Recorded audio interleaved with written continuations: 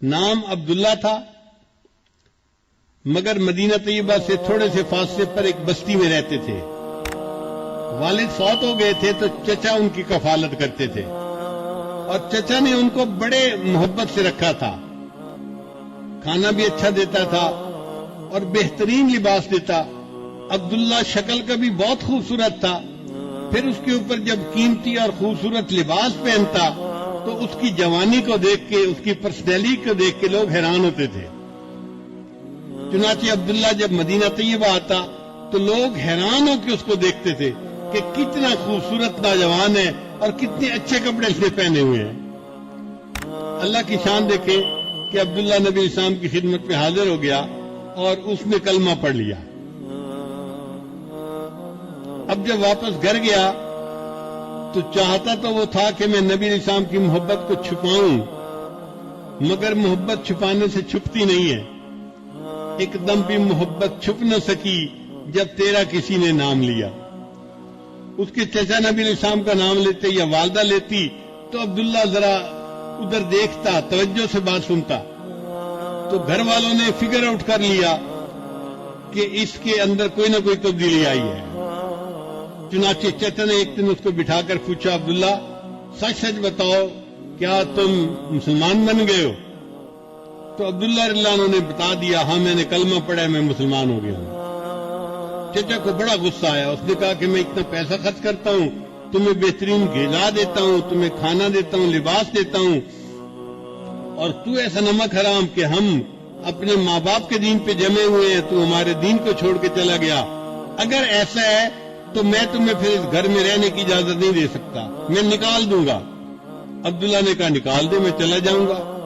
چچا کو اور غصہ آیا، اس نے تو پٹائی کی پہلے، جب ٹکا کے مار لیا نا اور اس کا غصہ تھوڑا ٹھنڈا ہوا تو اس نے کیا کیا کہ عبداللہ کے جسم پہ جو لباس تھا نا، پورا لباس کاٹ کے اتار دیا۔ یہ لباس میں تجھے سلوا کے دیا تھا، اب یہ لباس میں اتارتا ہوں۔ چنانچہ بالکل جیسے چھوٹا بچہ بالکل برہنہ ہوتا ہے، عبداللہ کو اس طرح برہنہ حالت میں اس نے اپنے گھر سے دھکا دے دیا۔ اب جوان عمر بیٹا جب اس طرح برہنگی کی حالت میں گھر سے باہر نکلا تو ماں کچھ کر تو سکتی نہیں تھی۔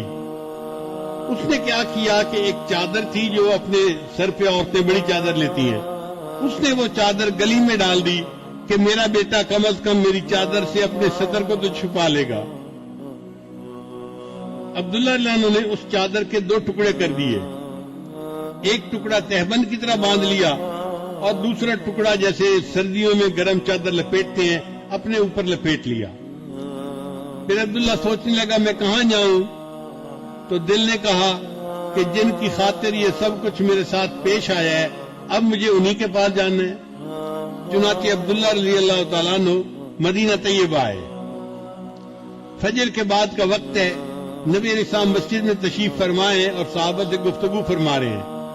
اللہ کے حبیب صلی اللہ علیہ وسلم نے دور سے عبداللہ کو آتے ہوئے دیکھا تو محبوب صلی اللہ علیہ وسلم نے پہچان لیا، یہ وہی نوجوان تھا جو اتنے خوبصورت لباس پہنتا تھا، لوگ اس کی طرف آنکھ اٹھا کے دیکھتے تھے۔ آج 2 چادروں میں لپٹا ہوا آ رہا ہے، دونوں جہاں کسی کی محبت میں ہار کے وہ آ رہا ہے کوئی شب غم گزار کے۔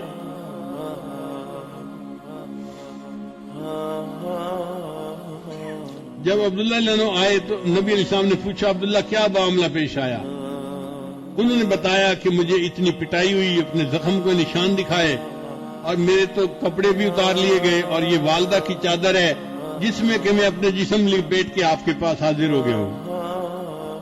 تو نبی علیہ السلام نے فرمایا اچھا عبداللہ، یہ جو اصحاب صفہ ہیں نا مسجد میں، جو مہاجرین ہیں، جو دین سیکھنے والے ہیں، تم بھی ان کے ساتھ وقت گزارو۔ چنانچہ عبداللہ رضی اللہ عنہ نے اصحاب صفہ کے ساتھ بیٹھنا اٹھنا شروع کر دیا۔ اب چونکہ بڑی قربانی دے کے آئے تھے نا تو ان کے اندر اللہ کی محبت کا جذبہ تھا۔ حدیث میں آتا ہے یہ کبھی کبھی مسجد نبی کے گیٹ پہ نا زور سے اللہ اللہ اللہ یہ الفاظ کہتے تھے۔ حضرت عمر رضی اللہ عنہ کی طبیعت میں نظم و نسق بہت زیادہ تھا۔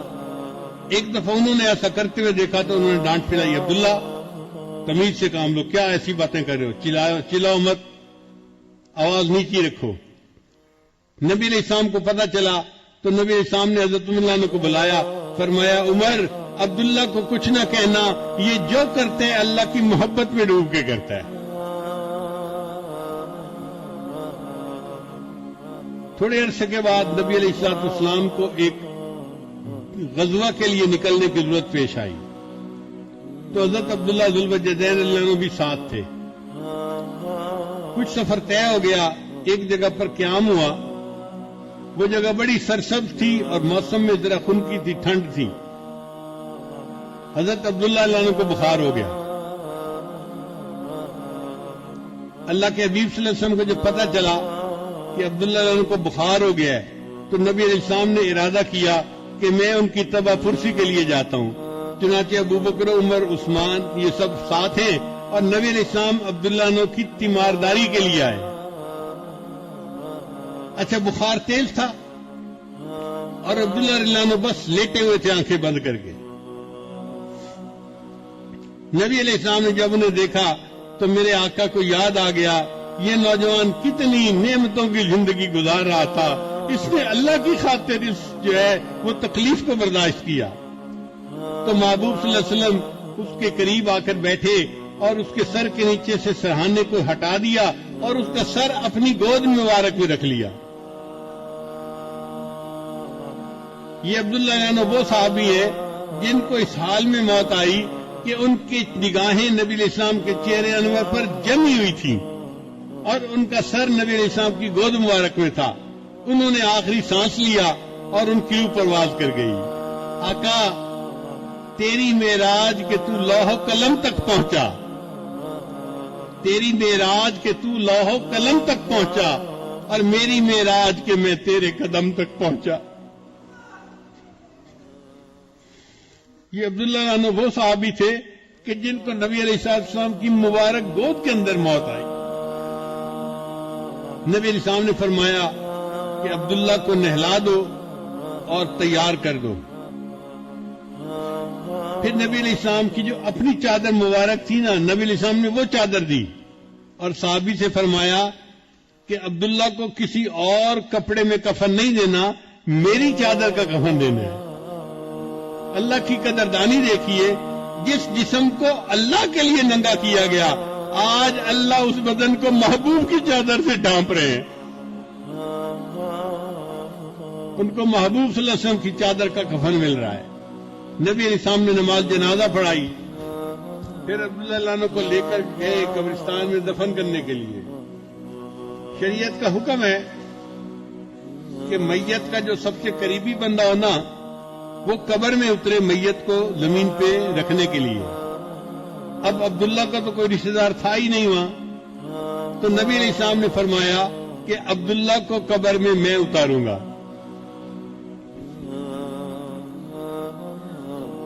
چنانچہ حدیث پاک میں آتا ہے کہ نبی علیہ السلام عبداللہ عنہ کی قبر میں نیچے اترے اور آپ نے اپنے دونوں مبارک ہاتھوں میں ان کی میت کو لیا اور اپنی امانت کو زمین کے سپرد کر دیا۔ پھر ان کی میت کو زمین پر رکھتے ہوئے نبی علیہ السلام نے ایک بات کہی، اس بات کو سن کے تو عمر عنہ وجد میں آ گئے۔ کیا بات کہی؟ نبی علیہ السلام نے یہ بات کہی، اے اللہ میں عبداللہ سے راضی ہوں، تو بھی عبداللہ سے راضی ہو جانا۔ حضرت عمر عنہ یہ واقعہ سنایا کرتے تھے اور تمنا کیا کرتے تھے